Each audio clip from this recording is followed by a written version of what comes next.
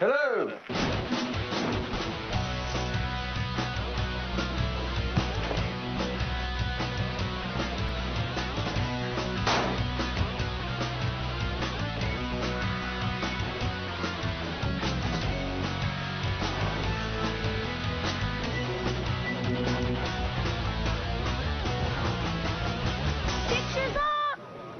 We launch into this movie, and the first question from every sort of stage on forward when people read the script was, fantastic, but how the hell are you going to find a kid who can do this? And so we did a nationwide sweep, looked at literally hundreds and hundreds and hundreds of kids, slowly started whittling them down. I auditioned, I think, 4 or 5 times until it was just me and this one other boy. Blake came to us, his tape was amazing, his first in-the-room audition was amazing.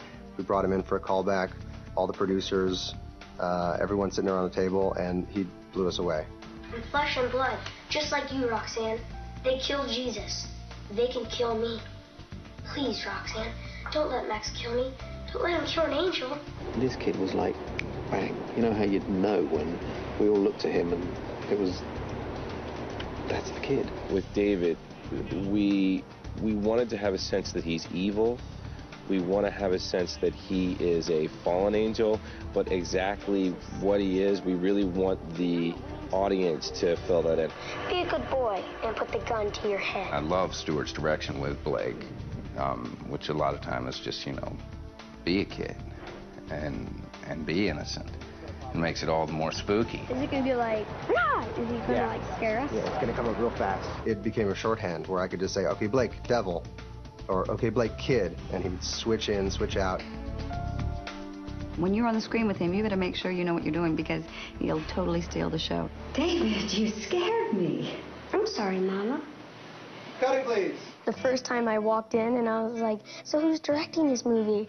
And they pointed to Stewart and I was like, he looks like he's 12.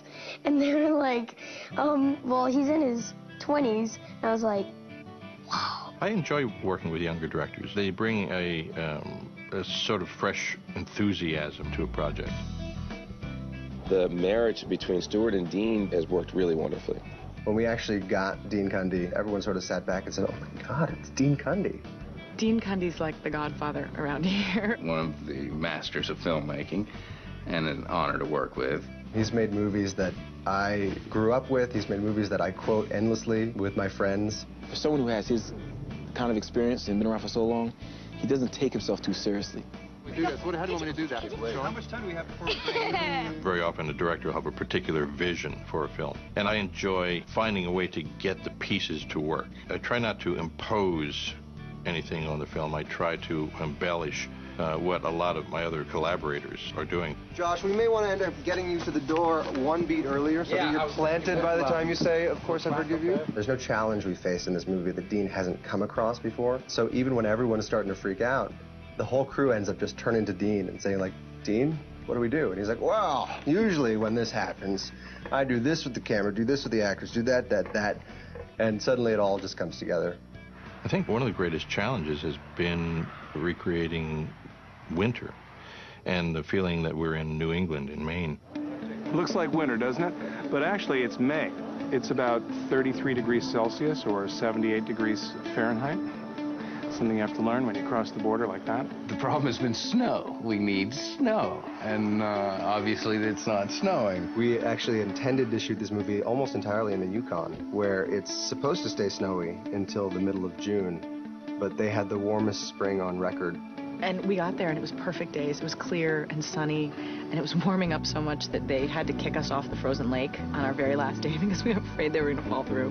So we took what was gonna be 4 weeks of work up there and turned it into 2 days and decided to dress all of our exteriors and interiors with fake snow. No one ever does a snow show twice. We were lucky in this one that we went to the Yukon to find some real snow, but then all of our sets here in Vancouver obviously have to be dressed, and we dressed that with a combination of cellulose paper snow, the ChemGuard foam in the trees, polymer snows, we use ice waxes, so we have a lot of different tools and tricks to make it happen. If I never see another piece of fake snow, I'll die happy. I think there's an obligation for EPK to cover every blue screen shot and interview everybody so the public knows how we do these tricks, and then all the magic's gone. Really, the green screens are putting us out of work. And it puts the creative control in front of a guy with a little computer, some nerd who grew up playing video games as a kid. You mean this one right here? Yeah, that's the guy right That's just where it should be. We've got a lot of big physical effects in this movie, which has been very challenging, but fun. Please help me, I'm scared. I'm not a killer. I really want to go home. I do pretty much most of my stunts until they get really hairy. I got shot the other day, which was always fun to get squibbed. He's a go-getter. He's out there doing it all, firing himself into rails and wanting to do stair falls and being squibbed and stuff like that. And yeah, he's a guy's guy. I have a huge respect for stuntmen, and when it gets hairy, I'm like, stunt dude, please help me here. We got special effects, we got scuba, we got stunts, we got children and fake ice. It's a good day. This is the part in the film where Vince falls through the ice. This is the end of Vince. And so the stunt guy, Brent, is going to crack through the ice so they can get an underwater shot. What we've done is we put acrylic wax on the surface of the pool to make it look like ice. Our stunt double, Brent Woolsey's going to fall through the ice. And around that, we've got divers in the water looking after the performers. Joel will be down there as well. Then we have a diver looking after the camera person. You know, it's quite a, intricate little scene. Can we refer to the whole, every time we do it, can we just refer to it as a manly stunt? Absolutely, yeah. Could that become the buzzword for this? Manly stunt. Manly stunt. Commercial for testosterone. Let's go again for the manly stunt. The idea we went into this with was do absolutely anything you can for real, like hanging a kid 40 feet in the air and spinning him on wires. Corner crash done. He's 10 years old. And he's this little guy. He's like a little trampolinist, a skier. We've done some stuff where we were dropping off the roof of the set piece that we've got built. And yeah, he's worked out really well. Yeah, one-hander. Well, I rehearsed with Ernie on a harness with two cables coming out of here. I was off a 35-foot platform, and I did a double backflip. Stunt kids. Who knew? I'll tell you something. Movie business isn't easy. It's better make the DVD. I've always felt that having fun while making a film is essential. Excuse me. He is a big pain in the ass. Just working here. And left. To be honest, all we're trying to do is make fun, scary movies. Hello. It's been great. We've had a fun time. The fate of the movie lies in this decision. Excuse me. Suit me up, coach.